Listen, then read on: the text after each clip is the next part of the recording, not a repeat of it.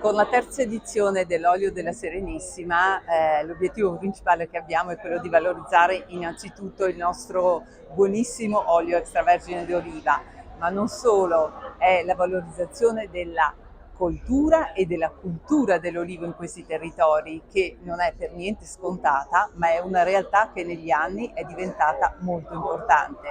Quindi attraverso queste giornate ci sarà la possibilità di degustare oli,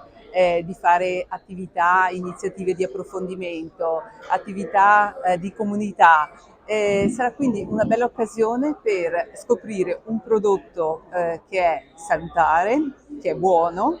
un prodotto che aiuta anche il nostro territorio,